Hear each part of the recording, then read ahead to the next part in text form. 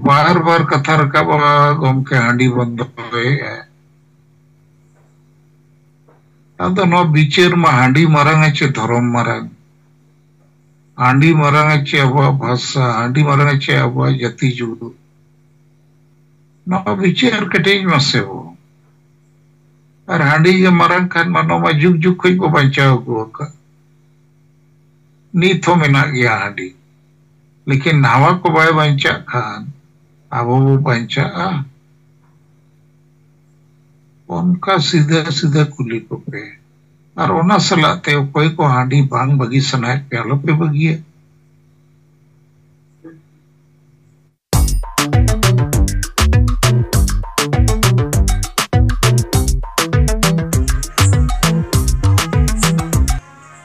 अजमा सनम को जहार इस पार्टिशन खन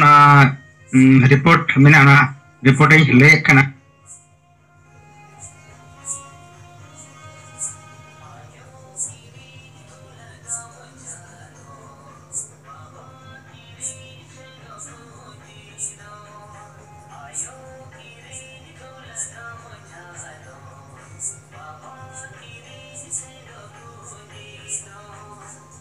अच्छा फोन है ना अदम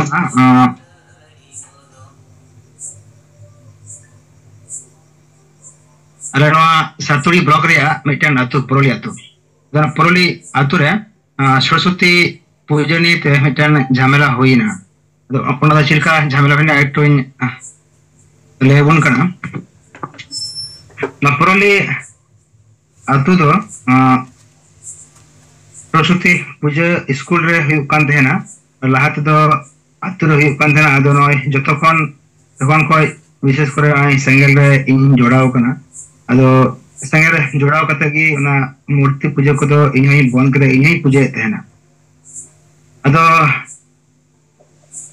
अडी रकम भाबते पूजा है चला कान थे ना नवा गरो गोटा गी अदो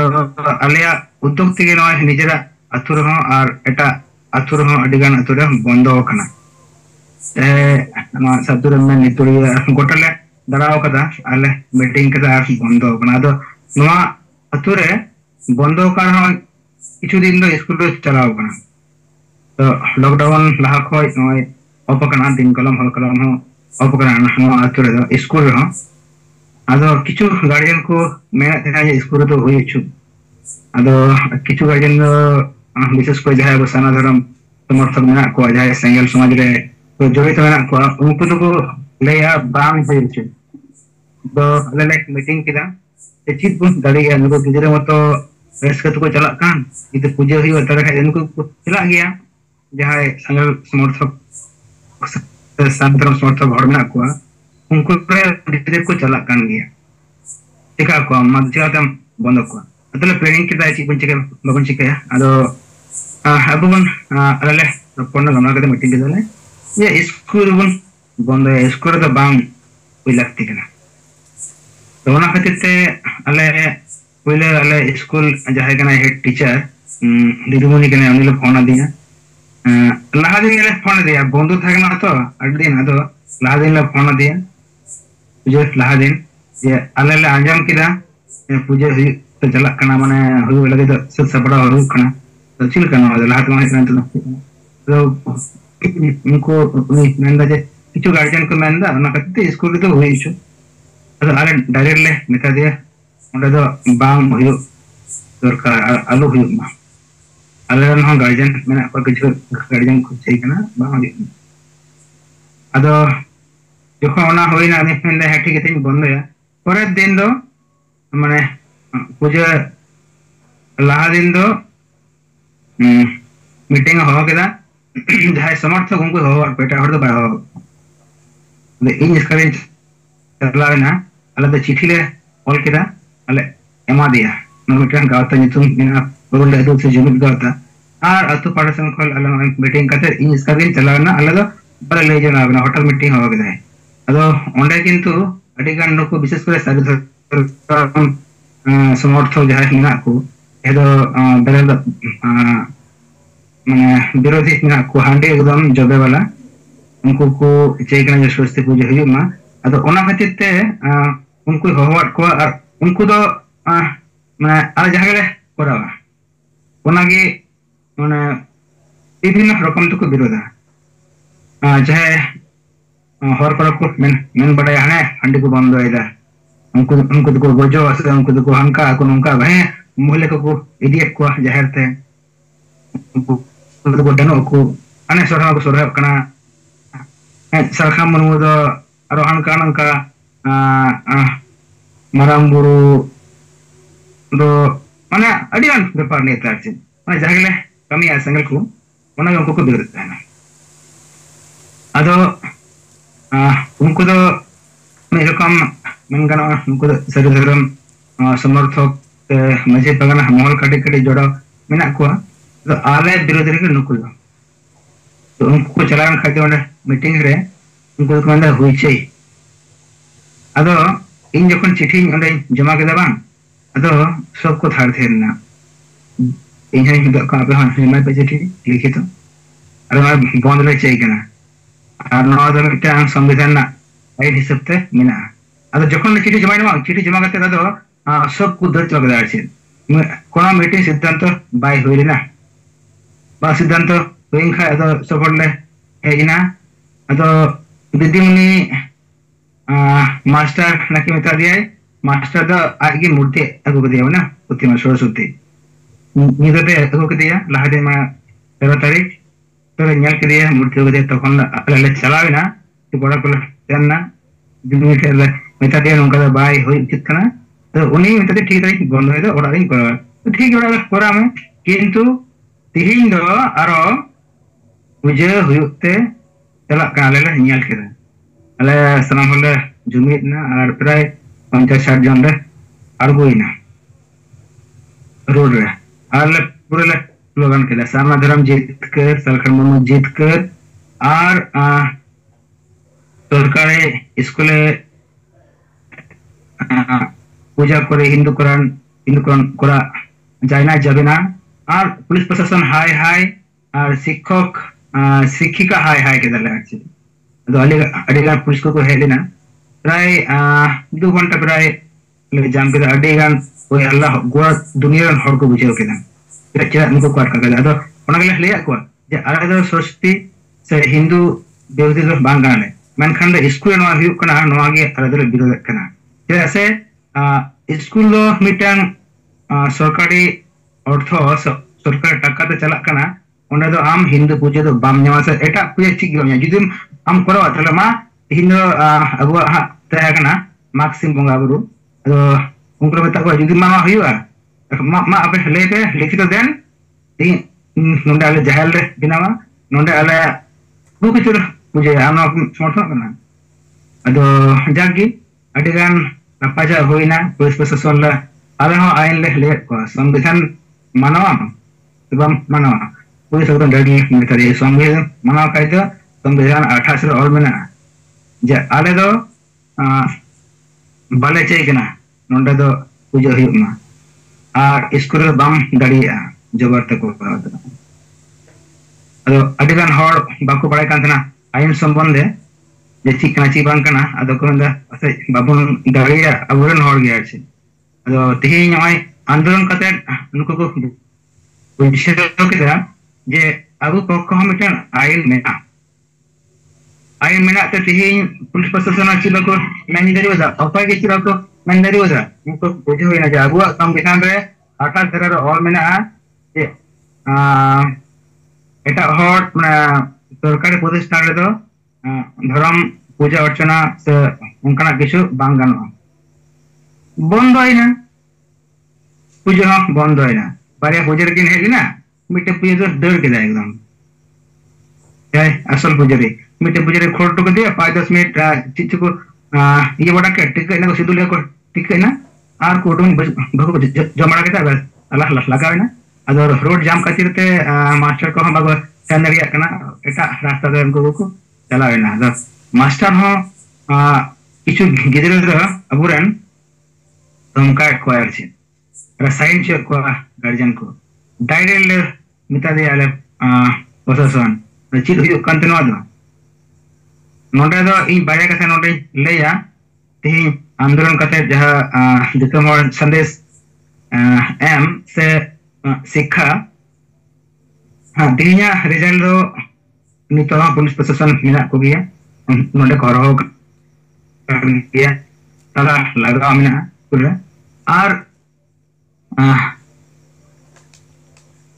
ᱥᱟᱱᱟᱢ ᱦᱚᱲᱜᱮ ᱟᱹᱰᱤ ᱠᱚ ᱜᱚᱲᱚᱭᱮᱱᱟ ᱟᱵᱚᱨᱮᱱ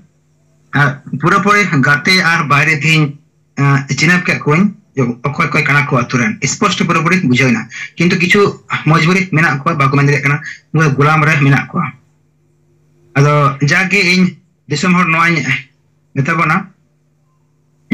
ᱟᱵᱚᱣᱟᱜ ᱦᱚᱸ ᱟᱭᱤᱱ ᱢᱮᱱᱟᱜᱼᱟ᱾ ᱯᱳᱭᱞᱳ ᱟᱵᱚ ᱵᱚᱱ ᱴᱷᱤᱠᱚᱜ ᱢᱟ ᱡᱮ ᱟᱵᱚ ᱚᱠᱚᱭ ᱠᱟᱱᱟ ᱵᱚᱱ, ᱥᱟᱨᱱᱟ ᱫᱷᱚᱨᱚᱢ ᱠᱟᱱᱟ ᱵᱚᱱ ᱥᱮ ᱦᱤᱱᱫᱩ ᱠᱟᱱᱟ ᱵᱚᱱ ᱥᱮ ᱠᱷᱨᱤᱥᱴᱟᱱ ᱠᱟᱱᱟ ᱵᱚᱱ। ᱯᱳᱭᱞᱳ ᱟᱵᱚ ᱵᱚᱱ ᱴᱷᱤᱠᱟᱹᱜ ᱢᱟ ᱡᱮ ᱥᱟᱨᱱᱟ ᱫᱷᱚᱨᱚᱢ ᱦᱚᱲ ᱠᱟᱱᱟ ᱵᱚᱱ, ᱛᱟᱦᱞᱮ ᱟᱵᱚ ᱫᱚ ᱯᱳᱭᱞᱳ ᱫᱚ ᱢᱩᱨᱛᱤ ᱯᱩᱡᱟᱹ ᱫᱚ ᱵᱟᱝ ᱠᱟᱱᱟ ᱵᱚᱱ। ᱦᱤᱱᱫᱩ ᱠᱷᱨᱤᱥᱴᱟᱱ ᱤᱥᱞᱟᱢ ᱥᱮ ᱡᱚᱭᱱᱚ ᱫᱚ ᱵᱟᱝ ᱠᱟᱱᱟ ᱵᱚন, ᱟᱵᱚ ᱫᱚ প্রকৃতি পূজারী সারনা ধর্ম হড় ᱠᱟᱱᱟ ᱵᱚᱱ। ᱟᱫᱚ ᱚᱱᱟ ᱠᱷᱟᱹᱛᱤᱨ ᱟᱵᱚ ᱫᱚ ᱱᱤᱛᱚᱜ ᱥᱟᱨᱱᱟ ᱫᱷᱚᱨᱚᱢ ᱵᱚᱱ ᱢᱟᱱᱟᱣᱟ, ᱮᱴᱟᱜ ᱫᱷᱚᱨᱚᱢ ᱪᱮᱫᱟᱜ ᱵᱚᱱ ᱪᱟᱞᱟᱜᱼᱟ? ᱟᱵᱚᱣᱟᱜ ᱟᱪᱟᱨ ᱵᱮᱵᱚᱦᱟᱨ ᱫᱚ ᱟᱞᱟᱫᱟ। ᱟᱨ ᱱᱤᱛᱚᱜ ᱟᱹᱰᱤ ᱵᱮᱥ ᱱᱚᱜᱼᱚᱭ ᱥᱟᱨᱠᱷᱟ ᱢᱩᱨᱢᱩ ᱟᱨ ᱥᱮᱸᱜᱮᱞ ᱚᱵᱷᱤᱡᱟᱱ ᱩᱱᱟᱹᱜ ᱠᱚ ᱞᱟᱹᱲᱦᱟᱹᱭ ᱠᱟᱱᱟ ᱥᱟᱨᱱᱟ ᱫᱷᱚᱨᱚᱢ ᱠᱳᱰ ᱞᱟᱹᱜᱤᱫ। ᱚᱱᱟᱛᱮ ᱫᱮᱞᱟ ᱟᱵᱚ ᱦᱚᱸ ᱟᱵᱚᱨᱮᱱ ᱜᱤᱫᱟᱹᱨ ᱯᱤᱫᱟᱹᱨ ᱵᱚᱱ ᱪᱮᱸᱜᱷᱟ ᱠᱚᱣᱟ, ᱵᱩᱡᱷᱟᱹᱣ ᱠᱚᱣᱟ ᱵᱚᱱ, ᱟᱨ ᱟᱵᱚ ᱦᱚᱸ ᱟᱱᱫᱳᱞᱚᱱ ᱵᱚᱱ ᱜᱚᱲᱚᱜᱼᱟ। ᱟᱨ ᱫᱚᱥᱟᱨ ᱫᱚ ᱱᱚᱜᱼᱚᱭ ᱡᱟᱦᱟᱸ ᱯᱩᱞᱤᱥ ᱯᱨᱚᱥᱟᱥᱚᱱ ᱟᱨ ᱩᱱᱠᱩ ᱥᱤᱠᱠᱷᱚᱠ ᱡᱟᱦᱟᱸ ᱛᱤᱱᱟᱹᱜ, ᱩᱱᱠᱩ ᱫᱚ ᱠᱤᱱᱛᱩ ᱡᱚᱵᱚᱨᱛᱮ ᱦᱤᱱᱫᱩ ᱠᱚ ᱵᱮᱱᱟᱣᱮᱫ ᱠᱚᱣᱟ ᱜᱤᱫᱟᱹᱨ ᱠᱚ। ᱚᱸᱰᱮ ᱯᱩᱨᱟᱹ ᱞᱮ ᱮᱢ ᱟᱠᱟᱫ ᱠᱚᱣᱟ, ᱟᱞᱮ ᱯᱩᱨᱟᱹ ᱫᱷᱚᱢᱚᱠ ᱞᱮ ᱮᱢ ᱟᱠᱟᱫ ᱠᱚᱣᱟ। ᱪᱮᱫ ᱯᱮ ᱪᱟᱹᱞᱩᱭᱮᱫᱟ ᱚᱸᱰᱮ ᱦᱤᱱᱫᱩ ᱠᱚᱣᱟᱜ ᱱᱚᱰᱮ ᱤᱥᱠᱩᱞ ᱪᱟᱞᱟᱜ ᱠᱟᱱᱟ ᱥᱮ ᱪᱮᱫ? ᱟᱫᱚ ᱠᱚ ᱢᱮᱱᱫᱟ ᱟᱞᱮ ᱫᱚ ᱦᱤᱱᱫᱩ ᱠᱚᱫᱚ ᱦᱤᱱᱫᱩ ᱫᱚ ᱵᱟᱞᱮ ᱯᱨᱚᱪᱟᱨᱟ। ᱟᱞᱮ ᱢᱮᱱᱫᱟ ᱮᱠᱫᱚᱢ ᱯᱮ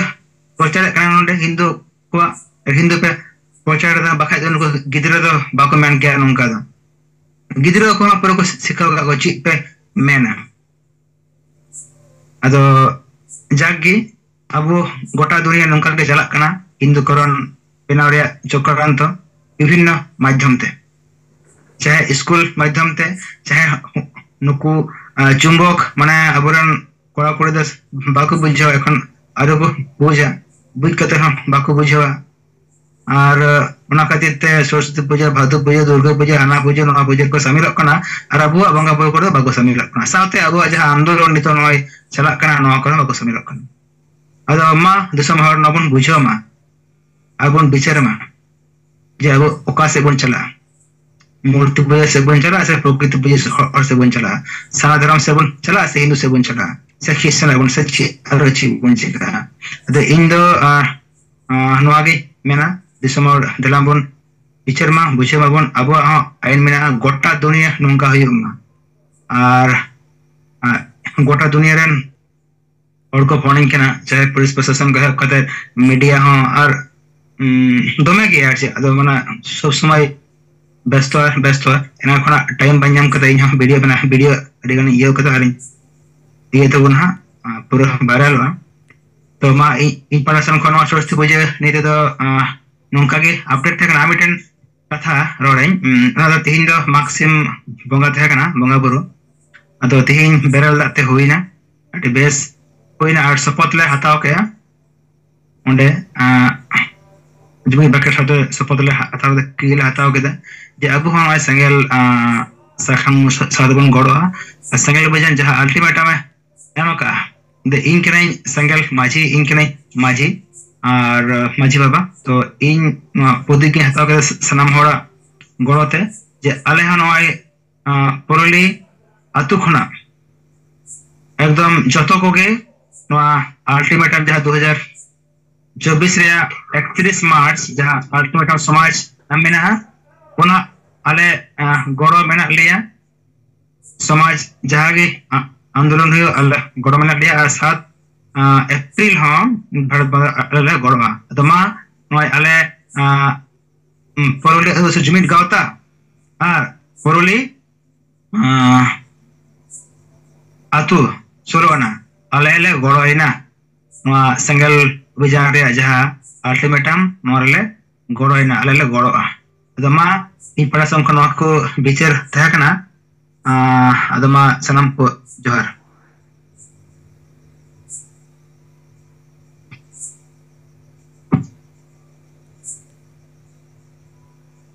ᱟᱪᱪᱷᱟ, Gongke ko anjom lena.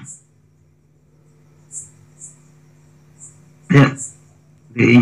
mic in jo kathan. anjom na gongke adi bes. अच्छा ठीक है सर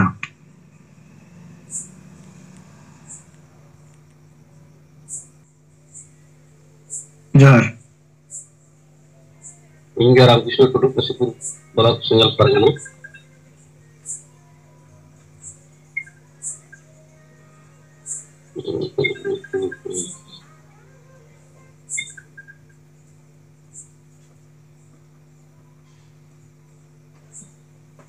गोके बाय kan तुम्हारा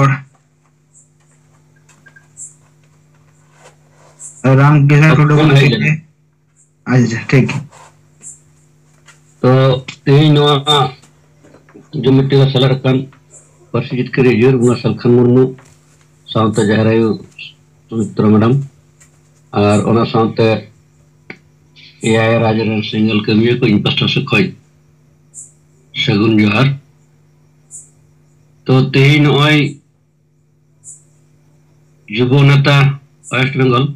सुनील हांसदा गंके जहाँ रिपोर्टर लैर बोना नवा लगित ते अडी सरहाव और आले हन का गनवा वीडियो तला तले नेल किया ओंडेना उनका कमी होरा और ओना लेकाते तेही सरिगे अबो नवा भारत दिसम रे जहाँ तिने गे संतार टोला हेना तेही नवा सरस्वती पूजा इदी कते अडिगान को छुटाव कना और उनका गे तेही अबुरन को ओलक पढ़ा हर साथे अबुरन जहाई मास्टर को मेना कुआ नुकु गे नोआ रे बाको विरोध कना नुकु गे नोआ को कमी कना उनका गे आले नोआ सालडी आतु रे हो एखान सांतार गे मेना लेया आ नोंडानी दो प्राइमरी टीचर दो हेड टीचर दो सांतार कान गयाई अदा लॉकडाउन खोय नोंडे पूजा पासा बाय चलाक कान थे सरस्वती पूजा अदा नेस हठात करे तेहिया दिन रे उनी नो पूजा रे छुटाव कना ती सेता रे इन बडाय नाम के आजे नोंडे हो प्रतिमा एगु करिया मेड़ अदा उन तो बडाय कर खाई हेड टीचर फोन दिया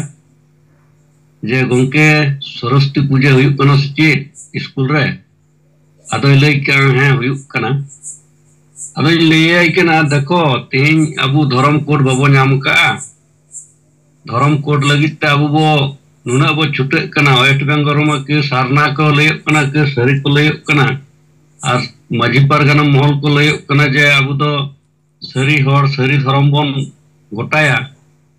अब सरस्वती पूजा बांग कना और आम मत अनारन हो कान गया और आम नवा चिकाल करतम पूजा चोयदा नवा ना जवाब अदो मनदा तीन दो बाइन लई किया सही जुही काई अदो उनक्त मिताई कना देखो आम हेड टीचर कना मिटे आम एसटी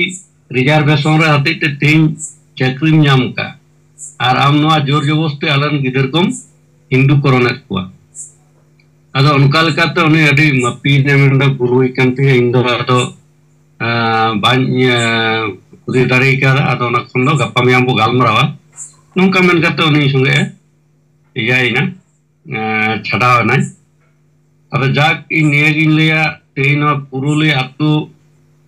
सुनील हांसदा नेतृत्व ते जहां तेन बांग हुई चन्ना आंदोलन सरिगे तेन अबु जुदी बाबुन आंदोलन खान जाना जिनिस बाबो जितकर दाड़िया और बाबोन मिट लेन खान से बाबो जमी जन से बाबो जितकर दाड़िया मा नवा इदी कते उनकी निने गान गे इन लया मा सनम को मुचर जोहार जोहार अडी सराव रामकृष्ण टुडू गंगे काशीपुर ब्लॉक संगल परगना या बिचार को दोह लगे आर नय अकोटे नो या पूजा को हुई कना उना को तो हमें लेके उनको को विरोध कना तो ठीक है मा नोंका गे सनम को रिपोर्ट को बिचार को बन दोह दी मा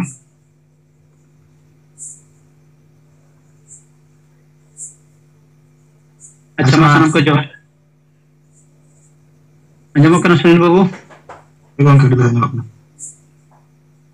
Acha Inggar Chandamono Regional President Adivasi Sangel Vijan. Adin pata se khana do kala bicher आज अब आदिवासी संगल विजन पाटा से खना आदिवासी को जुमिना जितकर को लगिते लेतार कमिया कार्य में ना बोना आरबु तलारे हासा भाषा जाति धर्म आज समाज सुधार नो एजेंडा सामांग करते अड़ी केटेज बो कमी करना आर ओना केटेज कमी दो अतु टोला धवी बो सेटर लगिते मिट अतु मिट सेंगल रेडियो जिम्मा बो हताव काआ आर अबु मौज मिट से अतु मिट सेंगल रेडियो जिम्मा हताव काते अतु अतु टोला टोला सेन काते अबुरन मजी बाबा नायके बाबा साथे चक्रीजीवी युव छात्र महिला से पक्ष जहाँ तीन राजनैतिक दल नेतृत्व हर को हेना कोआ नुकु सला न्यापाम कते नवा अबवा बिचार बो हटिनी या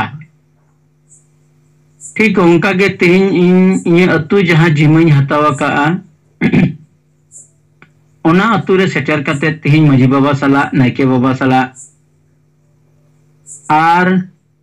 जहां जुवन अलो मई बाबा तक जहां ग्रेजुएशन को कंप्लीट का नुकान कोड़ा गिद्रे सला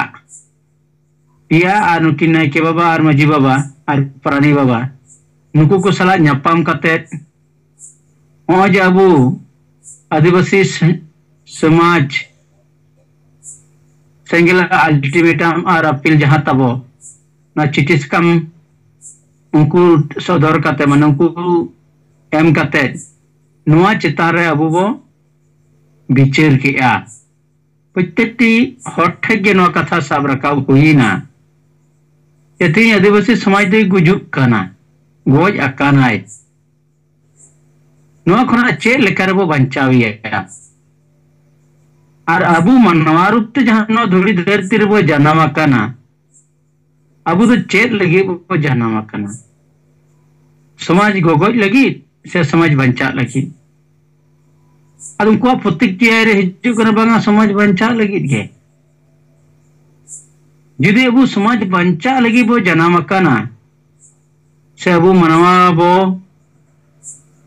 रूप रे हिना बोना ताले खान समाज रिया ओका ओका जिनिस को बंचाव लेखान अबु समाज दो बंचा अदो ओना घड़ी तो उनको ना यथार्थ तेला बाको लई दाड़िया काना ओनारे इन नवा कथाई साब रकाब कोआ ये देखो अबुआ भाषा जुदी बंचा अबुआ धर्म जुदी बंचा जाति जुदी बंचा तबोना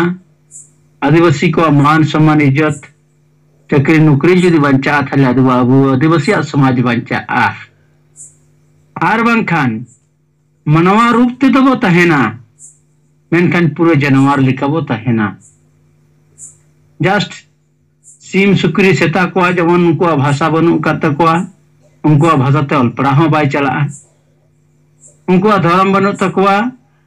सरकार धर्म हो मान्यता उनको बाय मा मेनखान अबु मनवा कना बो अबु भाषा मिना मेनखान भाषा रे नि थबित ते अलपड़ा रे बना व्यवस्था बाय बिना और कबकाना धर्म हो सरकार बाय बताओ तबोना ताले अबु जस्ट नुकु सेता सिम सुक्री लेकागे नित हबी तो मिना आकाट बोना आदो नोवारे मन हताव करते गेले नोवारे मर्यादा हताव करते गेले अबु नोवारे गोड़ो दरकार ओना साथे इन कुलियत को हो जे कुर्बी आदिवासी लगित तको दारायकान 8, 9, 10 मार्च पुरुलिया जिला रे होल होलिया मैदान को मिता जहां तो एरोप्लेन ओना आरगोन कान तहेना एयरपोर्ट को मिता ओना मार दो ओना रे 20 लाख हर जावरा रे मिटे जहां टारगेट को हतावा का थोड़ा डेट तो को लाते तो 20 तारीख की आंजम इजेले उन को चेंज किया ये तो 8, 9, 10 मार्च पे महारिया ना प्रोग्राम को दहो का और 20 लाख हड़ को जावरा कुआ जादो आदिवासी को कुड़वी आदिवासी एसटी सूची को शामिल मा मैं नवा खबर दो पे पे बढ़ाया चे बांग अद उनको को मना बांग ना दले बढ़ाया अद बढ़ाई खाई तो पे नवा दिखते चेक पे विचार करना आपे मा स्टूडेंट करना पे आपे मा सब पे सपड़ा करना ले चक्रिया कोटा हो को किरे तबर फेक एसटी ᱧᱩᱛᱩᱢ कते एटा एटा हर को चक्री को कोटा को फिलाबे तबोना अद नोआ इदि कते आपे चेक पे विचार करना जानची आंदोलन पे सपड़ाव करना से नोआ रे आपे प्लानिंग पे बिना करना जे नोआ चेल कते वो विरोध को उना बांगा नि थबी तो बाई हुई केना अला आपे नोआ को इदि कते चेन हो बापे विचार करना अतुरन मजी बाबा आम हो एक दिन होन अतुरे हर बाम जावराव का कुआ नायके बाबा हर को धर्म तक बदल चला कर धर्मांतरित कना को हिंदू मुस्लिम ख्रिस्टान नोय जे सरस्वती पूजारी हाने नेलक कान तमा नोआ इदि कते आम हो बाम बदला विचारा जे एटा धर्म ते हर को चला खान तिया यदि आपे को नको बापे विचारा थाले अबु को गुजुक कना नोआ बंचा लगी ते एकमात्र आदिवासी संघेल विजन रन संगठन भारत रे 7 राज्य रे 400 ब्लॉक रे कमी कना आपे दरा नु गोड़वाई पे अनुकु मिता को जे प्रति रविवार हलो अबु 1 घंटा लगिते जहां ठेबो जावरा आ आपे को स्टूडेंट को आते आ नो अबु बिचेर ते बदल लगाबो ना जन जागवार बिनाव लगाबो ना ओना लेकते नो अल्टीमेटम वाले सरकार साथे समाज होन वाले एम का दिया जे 31 मार्च भीतर त आपे नोआ आपे विचार फैसला कते लईता बन पे समाज रे विशेष कर स्टूडेंट को युवक को चाकरीजीवी को विभिन्न संगठन यूरिए को आर नुकु मजी बाबा को नायके बाबा को आले मितापे कनाले जे आपे चिदा बापे गड़ो कना नो आंदोलन दो सेंगेल अभियान दो बारपे थाव कते रे रोड चक्का जामे कराव क्या सरकार तलाश चक दिया मेनका सेंगेल अभियान एकलाते तो बाई संभवो आ जतो दिन समाज बाई गड़ो आ आदमा आपे लागे ते नो दुडु पंते विचार हुयुमा आ नो रे गड़ो या इजे सहयोगिता ᱧᱟᱢᱚᱜ मा आदो उनको को लई क्या ठीका बा नो गड़ो दरकार कान गिया मेनखान कान गिया मेन गिया नो हुयु गिया नोंका दो बांगा एकदम लागे तो न फैसला हता बो दुडु तिगु कते न रिया गड़ो अबु या मन इजे बो बिना रकाबते लगाबो ना दाराई कान 19 मार्च रुलियो जिला रिया मिते जनशक्ति देखाव लगिते ब्लॉक पिछु 1000 कते टारगेट हड़बो हताओ का 20,000 अबु ओंडे हड़बो जावरा कोआ आदो नोआ तो इन आर आम नोआ अतु खना हर जुदी बाबो इदी दाड़िया कोआ कलकन हर चिका कते को चला ओंडे दो आदो नोआ रे जीव आपे हताओ पे आर नोआ बो सफलवा सरकार बो तड़ासिया आदो नुंका कते नोआ रे बिचेर उनको ठे लईना अडी बेस को अंजम किया आर उनको तीना कथा रे तो को लई क्या मजी बाबा होय लई क्या इन अतुरन हड़ी जावरा कोआ आर अबु बो गलमरावा दोसर कथा जहां सुनील बाबू धार्मिक चितार अबुरन हर को धर्मांतरिते को बदलेट को और अबुरन स्कूल करे को पढ़ा कान ओना करे खना गे अबुरन गिद्र हो ची जावराय को तो कारण ते एटा धर्म ते हर से को चला काना नो दो एकदम वास्तव घटना काना लेकिन नो जे नुका कथा जुदि अबु बो नोरे बो विरोध को से बो मेना एबं अबु दो प्राकृतिक पूजारी करा बो जहेर बो बंगो आ और अबु दो मूर्ति दो बाबू बंगा वाकोआ नो अबु के गार्जियन हिसाब ते लय को लगा आ नोंकाना जायगा रे अबु विरोध को दरकार कना अबुरन हर अलु को चला मा अबु दो उनको दो बाबू विरोध को जे पूजा अलु हुयु मा इनकन अबुरन हर जहाय नय पूजया उनी दो आदिवासी समाज विरोधी कना ये नुकु न्युम छटियर ते लगा आ नोंका गे थिं आले आतुरे दडी दिन खना गे ना मूर्ति पूजा से सरस्वती पूजा दो bye हुयुआ ar ale the do bai huyuk kana nonde do sundi hinak koa mondol unku ko korawa ado ona salak dale sagai banu aka adi sedai khol ge nonde do Saraswati puja ge banu aka ado onka lekate aleren hor ona Saraswati puja chetan do unakta agrohi banu koa ar nito bibinno bhab kate probhabito kate nongka ko eta sej ko huyuk kan gea menkan noa jayga re judi joto thai abu noa reya bichar bo hatinya re bichar te nuku hor ko botoloa ar nonde adi kon area re jahan goti te Saraswati puja huyuk kan tahena unak sange do bai huyuk kana menkan bang chaba utar kana kom kana asoin gapa din te judi noa reya prachar prasar kami joto lekate judi tahen tabona elaka abu boy te nuku hor bo botol agu dareyakowa kurumutu re tahen lagabona ar abu leader ko netritwa em kate nokana kami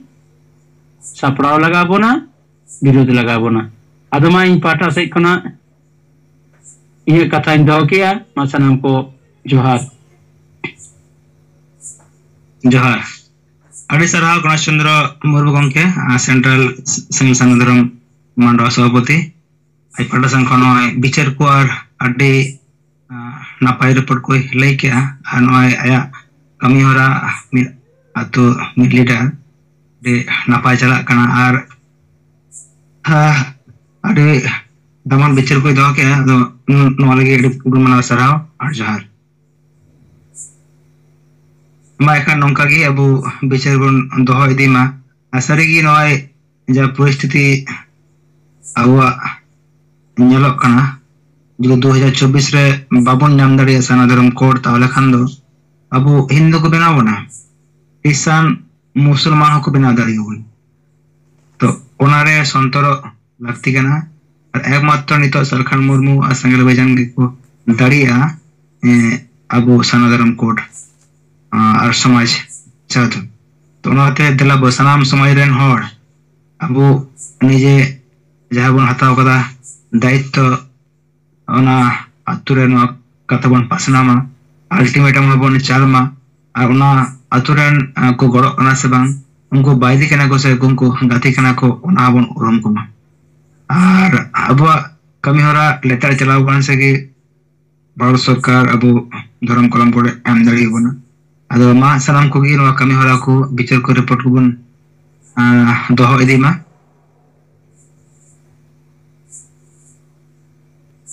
जहां को जुदे video को नोडे camera बे case उदुग साना बना उनको बन लय मा तखन अबु इहा परमिशन हम कदर नोडे वीडियो बन नेल दाड़िया आपे सो नेव तापे दमा बिचार को रिपोर्ट को बन दोहो इदी मा हेमन के बेस को ᱟᱫᱚ ᱟᱵᱚ ᱢᱚᱭᱩᱨᱵᱷᱚᱸᱡᱽ ᱨᱮᱱᱟᱜ ᱨᱟᱥᱤᱝᱫᱤᱯᱩᱨ ᱵᱞᱚᱠ ᱟᱨ ᱱᱚᱰᱮ ᱢᱩᱨᱰᱟ ᱵᱞᱚᱠ ᱟᱵᱚᱣᱟᱜ ᱫᱟᱭᱤᱛᱛᱚ ᱨᱮᱵᱚᱱ ᱫᱚᱦᱚ ᱟᱠᱟᱜᱼᱟ ᱚᱱᱟ ᱢᱟᱲᱟᱝ ᱨᱮ ᱛᱮᱦᱮᱧ ᱱᱚᱣᱟ ᱡᱩᱢ ᱢᱤᱴᱤᱝ ᱨᱮ ᱫᱩᱲᱩᱵ ᱟᱠᱟᱱ ᱥᱟᱱᱟᱢ ᱥᱮᱸᱜᱮᱞ ᱠᱟᱹᱢᱤ ᱠᱚ ᱟᱨ ᱟᱵᱚ ᱜᱚᱢᱠᱮ ᱫᱤᱥᱚᱢ ᱜᱚᱢᱠᱮ ᱥᱟᱞᱠᱷᱟᱱ ᱢᱩᱨᱢᱩ ᱢᱟᱰᱟᱢ ᱥᱩᱢᱤᱛᱨᱟ ᱢᱩᱨᱢᱩ ᱟᱨ sanam ko ge ani pata kon gunman johar ar gor ado jehu na Mayurbhanj na barya blok jehu jibar bon hataw ka ado node tehen seta maji ar godet kin hej lena abu sala nyapam kate jehu ropor bara huina ado nit तो नौका को shutter करना नौकान बेड़ा रे आदो उनको को mania जो उस बंगा रे माग को बंगा किया का को एरिया रे एनखान नितो बिस्ती कायते मुड्डा ब्लॉक रे पेया पुण्य पंचायत रे तो जेहु तेंगे नोना माग को बंगाया आदो ने नौका गमन ढामाडुल चबा कना समाज रे आदो नोआ हो छुटो कना ले सुधर बखराते आदो जेहु बड़ाय कना हो गंके तिकिना हर धार पंजा बखराते नुकाना मैसेज को मैं दो कथा को बड़ाय ना ᱚᱱᱟᱛᱮ ᱱᱩᱠᱩ ᱠᱚᱦᱚᱸ ᱟᱫᱚᱞᱤᱧ ᱢᱮᱛᱟᱣ ᱠᱟᱱᱟ ᱱᱚᱣᱟ ᱴᱷᱤᱠ ᱠᱟᱱ ᱜᱮᱭᱟ, ᱱᱚᱣᱟ ᱯᱮ ᱪᱷᱩᱴᱟᱹᱣ ᱠᱟᱱᱟ ᱥᱩᱫᱷᱟᱹᱨ ᱵᱟᱠᱷᱨᱟ ᱟᱹᱰᱤ ᱥᱟᱨᱦᱟᱣ ᱠᱟᱛᱷᱟ ᱠᱟᱱ ᱜᱮᱭᱟ। ᱮᱱᱠᱷᱟन ᱡᱮᱛᱮ ᱵᱚᱱ ᱵᱚᱸᱜᱟ ᱵᱩᱨᱩᱭ ᱨᱮᱦᱚᱸ ᱟᱵᱚᱣᱟᱜ ᱱᱚᱣᱟ ᱫᱷᱚᱨᱚᱢ ᱵᱟᱠᱷᱨᱟᱛᱮ ᱡᱩᱫᱤ ᱵᱟᱵᱚᱱ ᱪᱚᱨᱪᱟᱭᱟ ᱛᱟᱦᱚᱞᱮ ᱵᱚᱸᱜᱟ ᱵᱩᱨᱩ ᱠᱚᱦᱚᱸ ᱡᱷᱚᱛᱚ ᱞᱩᱯᱩᱜᱼᱟ। ᱟᱫᱚ ᱱᱤᱛ ᱫᱚ ᱱᱤᱦᱟᱹᱛᱤ ᱜᱩᱨᱩᱛᱛᱚ ᱵᱚᱱ ᱮᱢᱟ, ᱡᱷᱚᱛᱚ ᱵᱚᱱ ᱨᱚᱯᱚᱲ ᱢᱟ ᱫᱷᱚᱨᱚᱢ ko ᱪᱮᱛᱟᱱ ᱨᱮ, ᱟᱨ ᱵᱟᱝᱠᱷᱟᱱ ᱫᱚ ᱱᱚᱣᱟ ᱵᱚᱸᱜᱟ ᱵᱩᱨᱩ ᱠᱚᱦᱚᱸ ᱪᱮᱫ ᱦᱚᱸ मान मर्यादा बाय थाना मंदिर को तैयार बना और बाध्य बना को हिंदू ख्रिस्टान एमान तेमान धर्म को मेसा बन जो उनवा को चेतान रे रपो बड़ा हुई तानम आदो अकिनी की ले किया नो काना दो अडिगान वा पेया पुण्य पंचायत रे दो पूरा तेहन जना को मुंगा कना नुका लसा धार का या रिपोर्ट बढ़ाए ना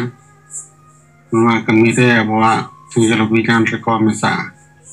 आदो जो निनंग रिपोर्ट अब पाटा खना आरो मिटंग संवाद पेपर रे ओलाना रे ओडक लेना हिंदू वा मंदिर मस्जिद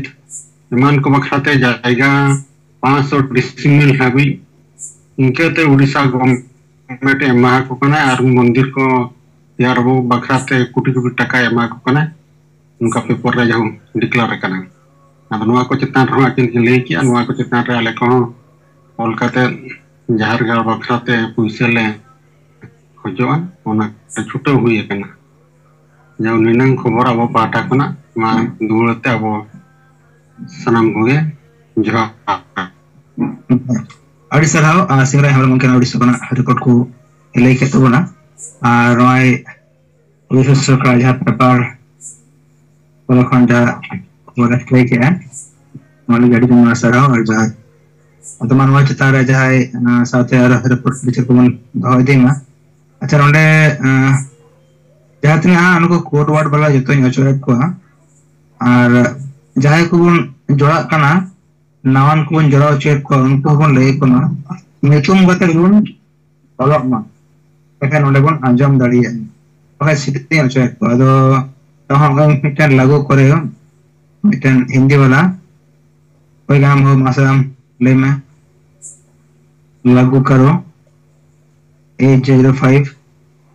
bakal me ocho elmia kasma disturb ado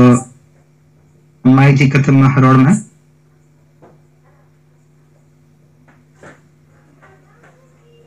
ठीक है माँ पिक्चर को बंद हो देना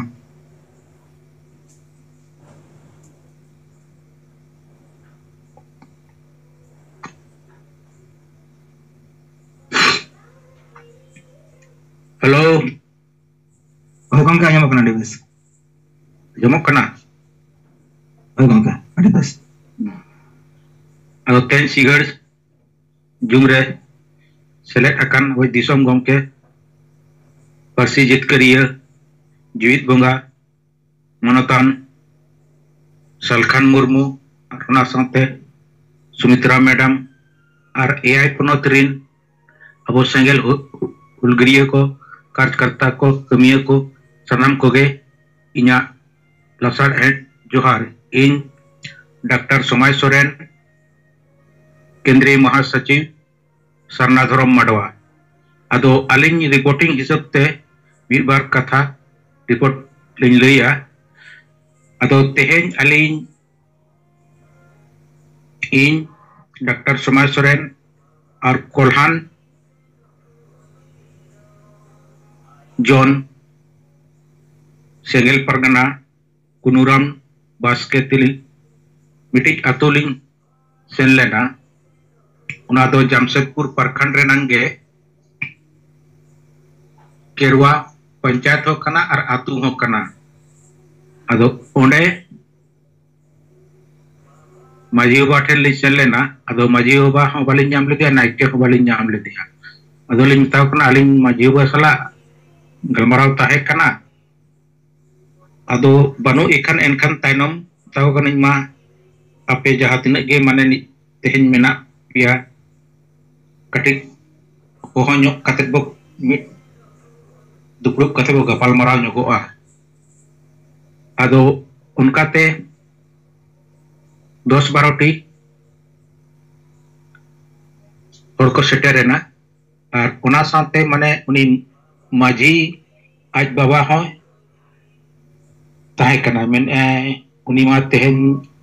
ona Tata Steel rena apprentice renang rikha ina ta ado men ai gidre ko idi ekat ko men Ranchi te do banu ya enkan ruwar kate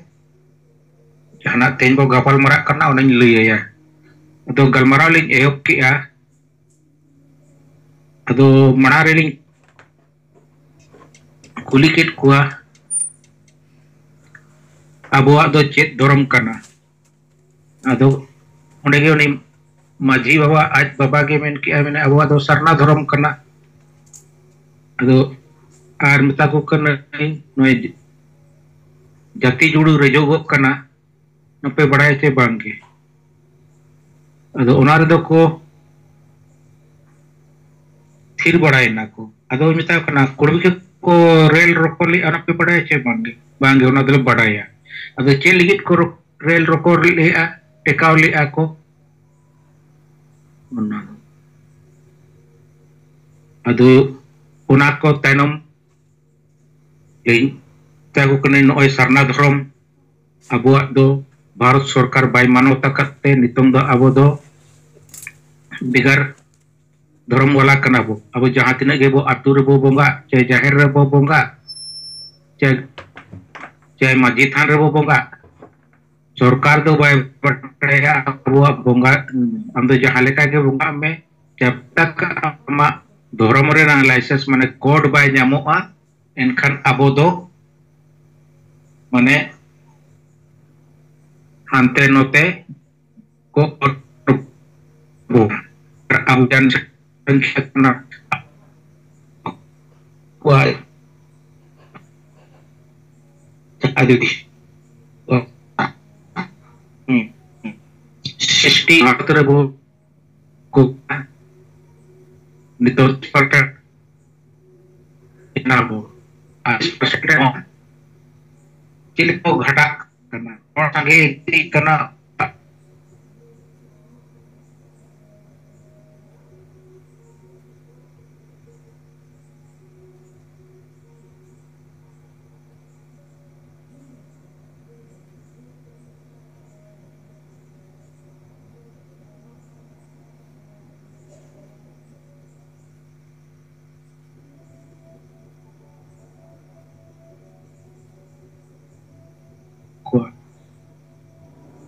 ado ar bangkan lepe okoi noa lagi te kami kena okoi adivasi adigan adivasi sanggatan mena gaunta mena kuah je okoi kita pernah node maji node ni maji ho pale noar nan dukruk do bai doho ka okoi komen abai doho ka noa lagi to adol ek kana tobe noa ko kunbi ko adivasi kana che sarna dharom babo nyami ya noa larana ape tidak godo tape tahe kana men ako bangge banu anang talib adol abua jahat lagi noa andolan renang kata ko lihat ko anoy 30 Desember 2023 Reno railroad चक्का जामेंते भारत सरकार में ना मिट्टी चक्करण लिंग विभाग में ना आयोग उन्हीं है रोड रखा किया जे नुकु स्वतंत्र धर्म मिट्टी यहाँ को में आर आदिवासी केंद्रीय आदिवासी कल्याण मंत्री नितो कृषि मंत्री हमें नहीं करना अर्जुन मुंडा उन्हीं है रोड रखा किया अतो नितो मिट निसब ते बता कर वो सेमी फाइनल दो वो दाड़िया करना अदो नितों फाइनल रे गोल लगी ते समाजा गोड़ो नितों आदिवासी सेंगेल अभियान मने जहाँ तीन मने सेंगेल अभियान तो मिट्टी संगठन करना अदो नवा संगठन रेन होड़ मने जहाँ तीन के मेना कुआ उनार मा इंटेलिजेंस रिपोर्ट मा मने चला करना दिल्ली ये इन गन के मेना कुआ कम समगे अदो नितों तो नोटे तो समाज रेनंग मुद्दा करना और समाज जब तक बाय गोड़ोगा नवा गोल दो नितंग बाय ये और गोल दो नितंग मिता कना नो दो बहुत इमरजेंसी रे मेना बोना नितंग माने नो 2024 रे इलेक्शन हुआ ओना मांग रे गोल बाबू माराव खान माने आर दो चाको जोड़ू आबो आदो आपे नोय लिया पे कुणबी को आदिवासी कना और नोय सरना धर्म बाबो ᱧᱟᱢᱮᱜᱼᱟ आदो नोआ लगित ते पे गड़ो आचे बांगे तनो को उनी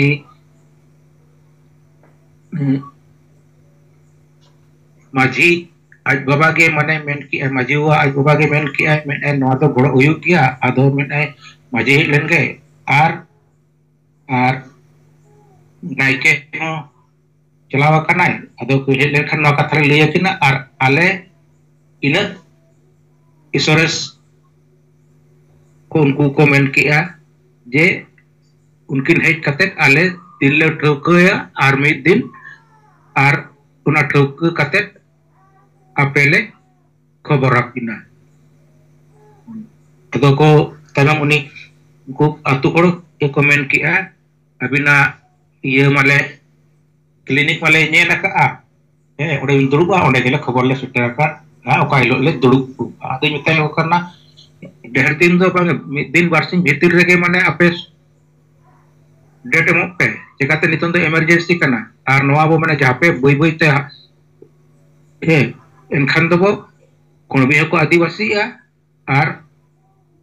धर्म हो बाबो ᱧᱟᱢᱟ नितन दो फाइनल कना और फाइनल रे गोल मराव नितन के दरकार कना और नितन बाबो मराव दरे कना आर दो माने 5 साल माने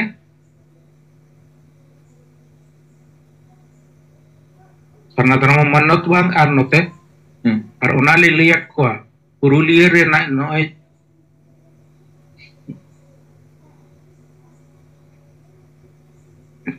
पुरुलिया रे मेता को कने 20 तारीख 20 मार्च कुड़बी को नो आदिवासी बिना लगित को 20 lakh ako ko jawra kana मेता को उनको को जवराय ना रोंडे के ना भारत सरकार चाहे राज्य सरकार को नेले आजे माने इनखान नुकु 20 लाख हड़ मानले को जवराय ना इनखान नितों हाबिज मा बीजेपी नरेंद्र मोदी मा बाय मेन आजे नुकु आदिवासी बनाव को और मेता को नो इलेक्शन समय कना और मानले ओडे नेला ताको नुकु संख्या माने 20 लाख इनखान दो माने जरूर जहाना फैसला हतावा और नुकता को ओना साउते नुकु झारखंड रे जेएमएम माको ऑल कते को एमा का 2018 रेगे और इने खनते बेंगल कोन टीएमसी ममता बनर्जी और नते मते उड़ीसा बीजेडी नवीन पटना को ऑल कते मका इनखान उना वोट रेनांग रेपेज रे माने मल्ले को संख्या को देखाव कि 20 लाख रेना इनखान ना वोट रेनांग रेपेज ते दड़े बीजेपी माने नरेंद्र मोदी नुको एसटी बनाव दड़े को इकन अब दो चाह कन एसटी को बनावे ना मतलब कि अब तो माने हड़ रूपते तो बताना मनवा रूपते दो बाकी सेता सुक्री लेका के बो ताहेना अदो को बांगे को मैंने बिल के लेखन के डेट ले एमा सेटल लेन खन किन आतो मिता कना ठीक है आर नवारे मिता को कनल नहीं पूर्वी सिंहभूम रेना मुख्यालय डीसी ऑफिस रेदो 22 मार्च इलोंडे शक्ति प्रदर्शन हुआ और 31 मार्च तो भारत सरकार ले अल्टीमेट ले एमा कह दिया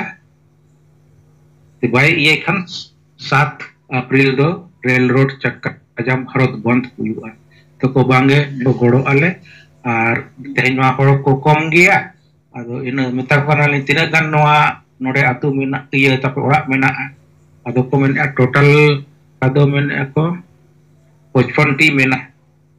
आदो 55 टी इने हिलो तबे पे चांदे रे ठोकई पे और मिद दिन बारसिंग पोरे रे के खूब माने डेट फिक्स पे और घड़ी खुदो बांगे आदो मेना को हो तो ठीक ले नले अबिन ले रुड़ा अबिना आदो निना गपाल माराव कते तनम नोडे अतु बाहर हाबी तनम आरो विदय लगित को हेजना ar onde khon aling do puri ado ona pore te second aling ja Jagannathpur atu jaha godli hataw ka onde aborin mare ter ko mekwa usala aro onde 15 menit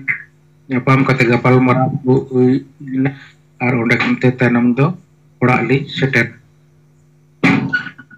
ar beti nuwa do 11 Februari renang kana ado nongka ge mane alili chalak kan tahe ado aborin horge miten ko gapal marak kan tahe no kurbi ko adivasi kana ado chet bo chekaya enkan alilin chalatulin ajam kan alin odelin tinguina ar odelin boloyena ado boloyen kan tanol mita kana ho adivasi kurbi ko adivasi gya chekate unku samaj e goroyena ar abo adivasi do mane kurbi ko adivasi kan rehabo thira kana ado thira kana bo de nuku ko iye kana atu tolare bo gapal mara nuku chilka bo rokaw koa unarang gapal mara ho banu anang maji ho gapal mara nang manu iye bai do hoi ar abo badai tulit te maji ho babo metai kana je kurbi ko adivasi kana nuar lai dake me babo meni ado ona ko alilin odelin sogeyen khan do tenom do ar nuar nang karon do meta ko kana abo kan ge abo adivasi ge ado abo adivasi mane badai tulit ho babo lolo kana ar babo una ye ar noa jahai kami kana adivasi sengal unisla ho babo jude kana badai tulit ho eta chele kare udah tuh unku tuh समाज तको गड़ोय ना अब तो समाज bye गड़ो कंते मने आदिवासी single अभियान के नोय no तो आदिवासी सिंगल अभियान कमी तो बांग करना नोआ तो मने समाज कमी करना उन समाज दिन हर तो नितो तो जहां नितो हुनंग आदिवासी सिंगल अभियान सरकार मुनुआ नेतृत्व नो कमी चला करना नोडे तो हुनंग समाज नितो तो दला आयुर काट बोना मारंग जतम नितन जते हन समाज रे हर तो कोई युग दरकार अदो ननकाते तनम दो मिद बार हरते को ओंडे कोन को आउट इदि न तनम को सारे इनाम बार हर अदो मिते का ननका गपाल मारा बेसे लेया को कान ओंडे कोन हो बड़ाई तुलित ते हम माने चिलका बो कमी कम से कम ओना तो मेन दरकार हन मिनी रेना एका ननका इदि तेगे अबो समाज दो माने जते जुड़ बुरे चोचोआ और सारना धरम कोट लगी होबो लड़ना रे बाम हिजुगा अदो नोआ को रोड बड़ा कते के मा सनम को दोहराते आरो लासाड़ा हेड जोहार जोहार अभी सरा डॉक्टर समय शरण गोंके नोय अडी तमाम रिपोर्ट को बिचार कोई लेके ना मोले रिपोर्ट में सराव और जोहार अजय फाउंडेशन खन मिटन घोषणा विशेष को सतुरी ब्लॉक रन जहाँ तना मिना पना सेंगल कमियों को उनको बन अंजमा गपा दो बारिया मीटिंग मिना मिटन दो मुरड्डी और रामचंद्रपुर अंचल रिया माझी परगना हेलमेल मिना अदो जहां अतुरान मिना को मुरड्डी रामचंद्रपुर अंचलन माझी को और नायके को परगना को तना गान संगठन को क्लब को जोतो के हो होई का जोतो के नवा अल्टीमेटम एम होई केना और अडिगान माझी वर्षते रपोड़ना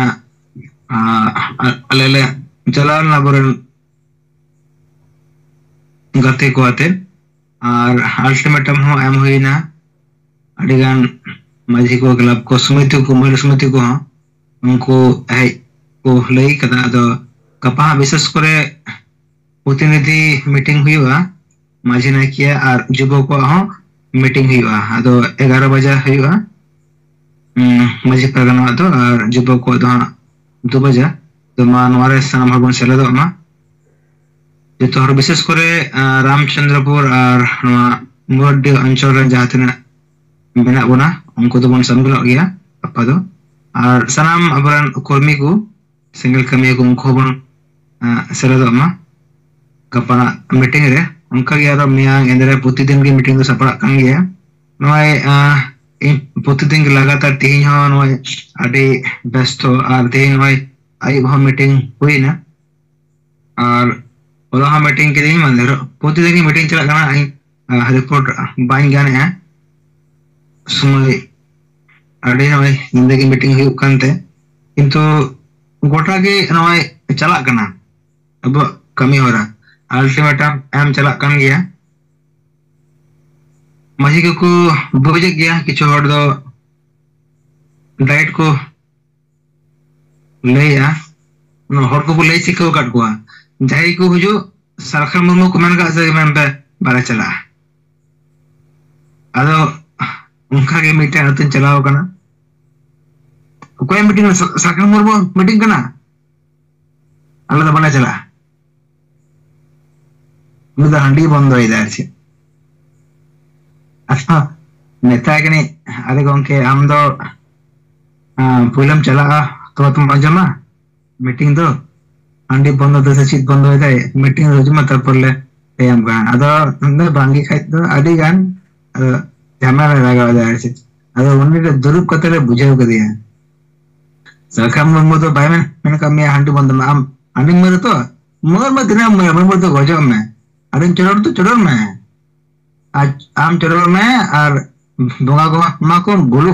उनको को बोल को देन में और वही तो आई केपी रे रिजल्ट उडुंग ना केपी रे हो माने कोलकाता पुलिस रे अडी गान फेक एसटी को बोलो कना बोलो जुको आमा दो चित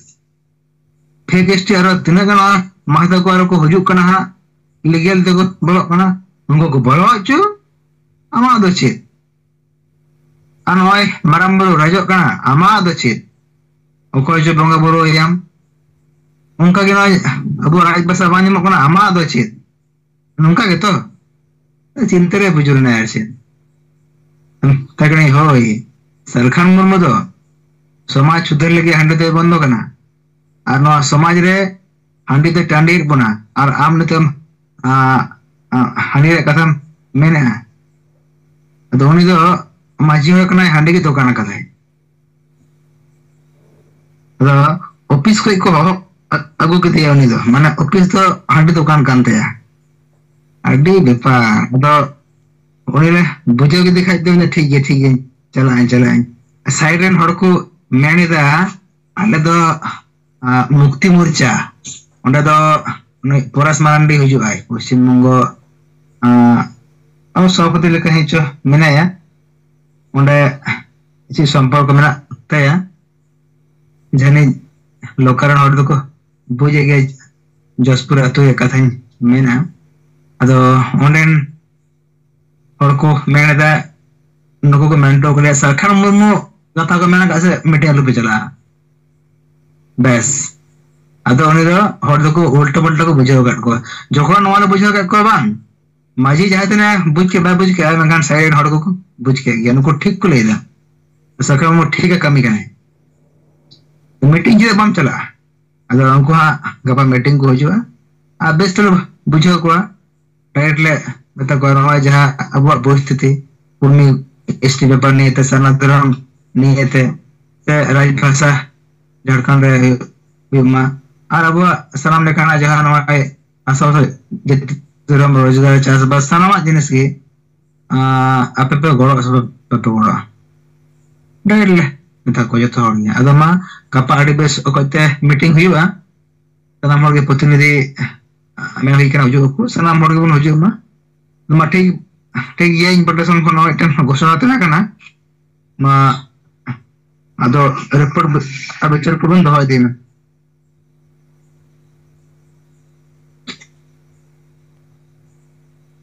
जहां जहां अलिंग बेंगल पना पब्लिक ला कंपनी बावदा ट्राइबल एसोसिएशन जनरल हेड तो लो दो जहां प्रतिवाद आधार से जहां उनके सोशल मीडिया पर जोर के साथ विषय चितान जहां तीन बुझो लिखा रकाब के पढ़ाव अब को हिंदू करण जहां कोशिश दिन को सेंगल सेना जे तीनटा साहस के साथ कमी कमी उदुग किदा बाडाय नाम और आधार से नीना दिन बो मेता को कना बुल माताल माझी जे आमा ओरा आमा समाज आमा जाति सत्ता बांचाव लगी दायित्व रे मेना में मेंटन आम दो ओना दायित्व बांगन पालन केदा ओना कारण ते नीना दिन धरे जहां अब समाज मूल कांडारी कना को माझी परगना को नित नोआ मैसेज एम चेदा बो रफा ले को जो आज आदिवासी से संसार को इटा समाज रे को इटा व्यवस्थापना रे को इदिया गुना नोआ निना दिन थरी गे अबोरेन माझी को जदी को चिंगा को अबोरेन माझी बाबा को जदी सचेतन को तहा को ताले निना बड़ी परिस्थिति को बाई तैयार तेन सेंगल अभियान आह प्रयोजन दे बाई हु को तेन अडी हासो के को जे बांगमा माझी को रपा से को अबो और माझी उना आधार से दोमा को दुख का दोमा कष्ट को बुझो अरे आमा समाज नियलना दायित्व आमा समाज नियलना दायित्व खन आम सहा जदी कते आम दो नितो हिंदू करण जहां कमी होला निना दिन धरे चला कना ओना दो न्यूज बुझेम नेलेदा और नॉय जे न्यूज वाला टीम को जहां जो माझी परगना मोहल नितुम ते मारांग मारांग लटू लटू को कथाया सभा करे एलम को नेल का को नुकु दो जते के दानांग ले को ताना साहस बनुआ मेटे इटा समाज रेन इटा जाति रेन इटा माने जहां विचार उना अब समाज रे को समांगिदा बार बार और उना आधार से नुकु विरोध दो बनुआ तीसो तेन उत्तर प्रदेश परगना मध्य परगना मोहल रे मेटेन जिला प्रेसिडेंट उनी फोन आदे तहे उनी सामया स्कूल होई कना उनी मीटिंग कना तेन गंके नदे सरस्वती के हुई कना उनाले सेटिंग गोड़े को अरे कोनी गहग अरे ना ठीक गया पूजो गोड़ो को ना तो के नहीं पाए तार माने नुको माझी परगना मोहल आसेका माझी परगना तुमते जहां तिनो संगठन चलकना नुआ दो फेक संगठन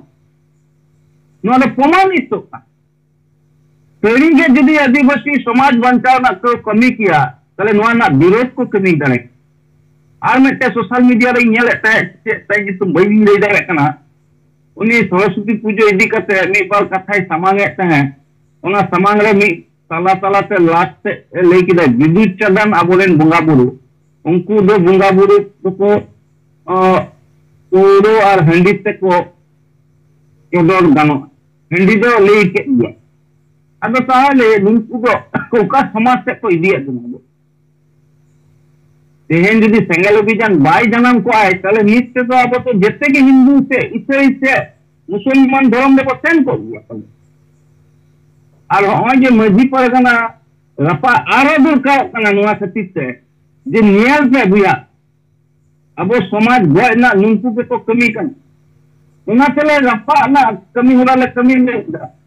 आपने तो उनको तो बुझोगा तेन जहां तीन अतरे बो चला कना गो गलमला वेदा बो अडी गान क्वेश्चन होता कथा बुझ जाता जहां तो को रपा दिदा को निकना कथा दे बको समांगदा ना तेन स्कूल रे सुदा तुझे तो ना बो धर्म निरपेक्ष जायगा कना स्कूल मिद दिने देखो प्रतिबाद ले तो मिद दिने देखो रोज नकब ले तो ताले नदे बुझो कना इनको तो जतो फेक संगठन कन इनको तो जतो गुलाम संगठन कन इनको तो जते को बोले अब का से बो चला कना का से को इदिया को असल ऊपर तो कना नुकु दो समाज रे भूति लिका को कमी कम समाज धीरे धीरे तो गइदा नुकु को तीनों को अगर को एगर अगर तो थका रो नुकु दो मे हाथी सो बन खुलो तेन जहां अब अल्टीमेटम समाज बो एम का तो समाज रे नुकु दायित्व करते मजी पार्टी करते नुकु को अल्टीमेटम एम दो दुर्कर जो है अपने समाज बंचाव रे गो पे और बका अपने संगठन में तबाय ते मुचुप पे चेक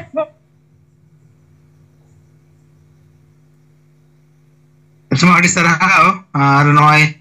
Mike punya disturb है ना ये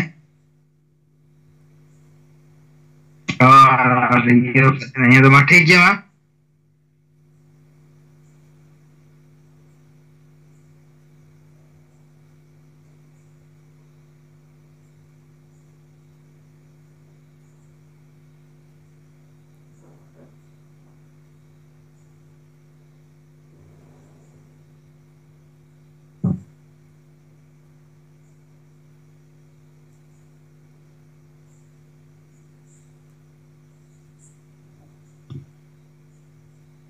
मां टाइम को हुजारान तो ना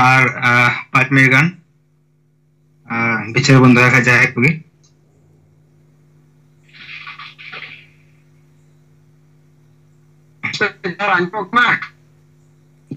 उनका अंजो अपना बेस गेम गाड़ी बस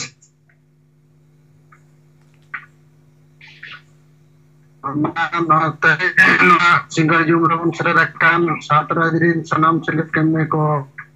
साथ अपने परिस्थिति करे दिशंगों के संदर्भ में सनाम परिवार को बड़ा से कंदू जोहार इन दूसरों का आदिवासी स्टेट ऑफ इंडिया के अंदर जो नेचुरल दिल सभापति एक्चुअली क्या ना तो रिपोर्ट तो खाटा रिपोर्ट जहाँ ना हलाली रिपोर्ट है होना चितान के लिंक मिलेगा जहाँ di program oleh जिला सभा चिट्ठी का मसला है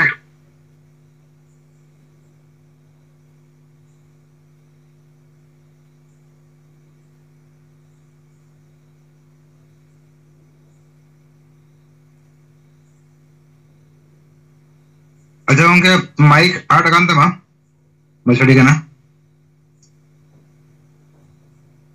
उठे के मां अदो ना डिस्टर्ब जो प्लान डिस्टर्ब जो करना तो अदो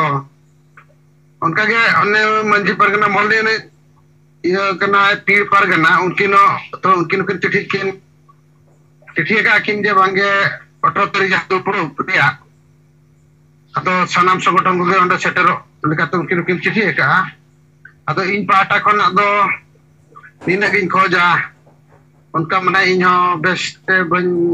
ako sala tokori em dare ache bang em dare no bestik orang kena ako sala no jana ako agenda ko samang dare ache banga ato ona kote elin sajo lekalin khojo abo jaha urisarin jo jaha supur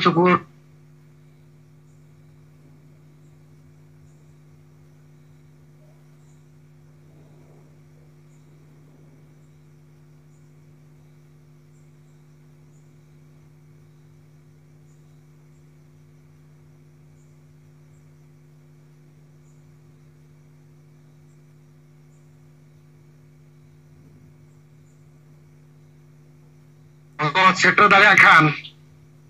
अड़ी के नकतेआ are ओना सलाते नितों जहां को ओडोक कना तबन अबरेन माडम माला माडी तेको are सावन माडी तेको गपा डेकान जिला तेको सेटरो कना आर जा तिना दिगना दाड़ेआ चिट्ठी कते गेसे बाको सेटरो जबन कना आदो बिना चिट्ठी कते डायरेक्ट आको टोला टोला चलाव कते मजी को सला गपल मरा लगन सपराव कना गपा को सेटरो ना आले डेकान ते उनको को दाराम कते आर नो कमी आले होना ले मांगी दिया आर नितों डेकान रगे गोटा दिसम करे खना डेकान रगे अडी मंडी पारगना मोहन को अडी कटे सही उनका को एड़े याकत कुआ जहां पर कि आबो कथा उनको बाको अंजमिया उनको को चेक लेकाते आबो सेरबोन और अगुले को खान डेकान रहो आबो राचिगेलो बिजाना संगठन कटेजोआ ओना लगत जतो को तेगे साहाय्य सहयोग अदो अडिगन माने रिपोर्ट करते गमके निदोनो प्लान रे मिलारिया डिस्टर्ब कना अदो इने खाटो रिपोर्ट करते मालिन दोहोया आलिंग मन श्री दोसदा नेगर जिला सभापति मा Tante Johar. Johar. Ari sarhat sar azam kena risa kana ati pura lege tu na anoi jo neta sawade mandi sate malho madi madam moila morcha sate saram tim kodi sarha adamai to sahab kata wana jama Sanam ko Johar. Apa report ko nya ajom kia di sarha di peskia ado inset koit mit bar kata hor ko bo bujhau ko jo noa men che goro ache pe pange inya uyhat te noa do una ठीक तो बंग करना माने उनारिया माने उनको तो गोड़ो को करना और अबो करना वो असली कामी को नोआ कथा के नोंका मेनो दरकार जे आपे और आपे अतु नोदो गोज गया चेदा गोज गया आपे धर्म मानत बनुआ आपे हिंदू मुसलमान ईसाई को बनाव पिया जाहिर थान माझी थान को चाबाया माझी जोग माझी नायके को चाबा बोंगा बुरु परब पुनई अरी चली जेते अब बदलोआ कारण आबोरेन अडी सांगे हर नित को क्रिस्तानो कना हिदुक कना आदो नॉय जे धर्म जुदी भारत सरकार ठेन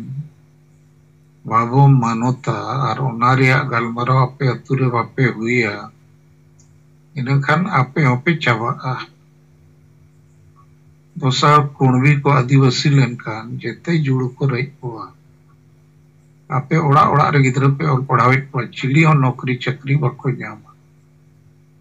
अतो नौका आशा बसा जाति धर्म रोजगार कथा संक्षिप्त लेयु आदो सेकेंड दो नोआ लेई को दरकार नोआ को इदी कते आपे अतुरु पे गलमाराव का बांगे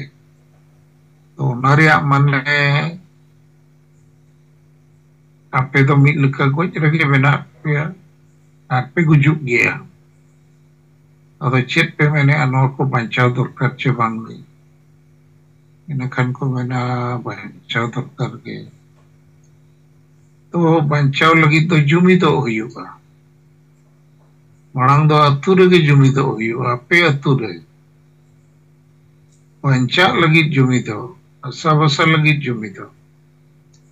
अदो चेत पे मैंने जुमी तो अच्छे पे बांग नोआ को बचाव लगी पे बिचेर अच्छे बांग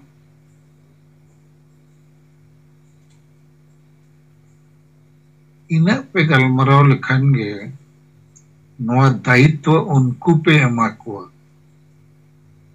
और बांखान दो गोड़ो अच्छे पे बांगे गोड़ो अच्छे पे चिदा को गोड़ो अनोम आको कमी करना तो आको लगित कमी करना आको अतु लगित आको परिवार लगित आको जते होड़ लगित आबो बो गोड़ो आको हमको दो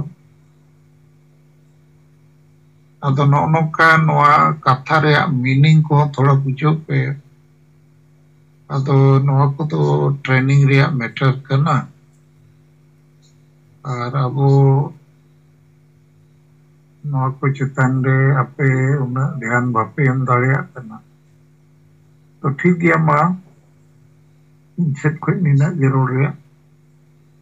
बार-बार दूसरों दास्ता के मैंने ढेंकानाल रे 18 तारीख फरवरी रविवार हिलो विशेष आदि संगे आदिवासी संगठन हो कना दो नारे दशरथ एकला तो बाय हैंडल दाड़े वो सेता मीटिंग लिंग मेन के जहां लेका तेगे नारायण मुर्मू ओडे सेटेरो माय और कल्याण बस के हो केवंझर जोनल हेड कनाय और केवंझर जिला सेंगेल पारगना गुनीराम मुर्मू को और मैं नेता को जरूर सेटलो पे तबो ताकि ओना मीटिंग रे अडिगान संगे संगठन सला पे ᱧᱟᱯᱟᱢᱟ अबवा एजेंडा कथा जुमिदो कथा समाज सुधार कथा को पे लई अकोआ और ओना सलाते ओडे मिटंग मैसेज जे अबवा समाज गुजुक कना दिन गे गुजुक कना अदो नुई बांचाव लगित आबो जेते होड़ कामीते हुयुआ लेकिन कामी मांग ते एजेंडा बुझाव हुयुआ मारांग जुमिद और मारांग आवाज रकाब रे रणनीति बनाव हुयुआ और बार बार कथा रकाब गमके हांडी बंद होए अदो नो बिचार मा हांडी मारांग अच्छे धर्म मारांग हांडी मारांग अच्छे अबवा भाषा हांडी मारांग अच्छे अबवा जाति जुड़ू नो बिचार कटेज मसे हो और हांडी के मारांग खान मानो मा जुग जुग खोज को बचाव को का नीत हो मेना गया हांडी लेकिन नावा को बाय बंचा खान आबो वो बंचा उनका सीधा सीधा कुली को पे और ओना सलाते कोई को हांडी बांग बगी सनाय प्यालो पे बगी ओनागे बंचा तो है पे धर्म गुजु भाषा गुजु जाति जुड़ू गुजु नौकरी जुड़ू गुजु आशा जुड़ू तो उनका बुझो लिखो खान तो बुझोवा और अडिगान दो को मैंने सिंगल बाबू हेचोया सलखान मुर्मू मीटिंग को बाबू हेचोया तो उनको मेता को पे अरे चेदा बाबू हेचोया समाज को कोई कमीरे में नया सिंगल के समाज बंचाव कमीरे थोड़ा वो जो माँ आपको बड़ी जेट को खान वो मना हुआ और बांग आजम करते कोई को नित हबी समाज को गोगोज कना उनको तो वो काबूत अकट को और जहां गोटा दिसम नोर लगित को कमी करना आयुरेट को उनको तो बाबो हेचो को वो मेता को कना तो ठीक गया इनकन गुजु व्यवस्था रे बता है ना अदो उनका कते वो चेष्टा है लेकिन ये उयहते नित गोटा की नवा कथा को चर्चा रे हेज जावरा कना और नित नय जहां सरकार और समाज बनार अल्टीमेटम बो एमाकाउट किना और ओना रे हुडिंग पम्पलेट हो अपने बांग्ला उड़िया समझ को ते पे छापा के हिंदी को ते अदो नवा को हटी ᱧᱚᱜ मा जहां रे बाबू सेटल दाड़िया कना ओंडे कागज सेटलो मा तो कई कई ते निश्चय को बिचारा जो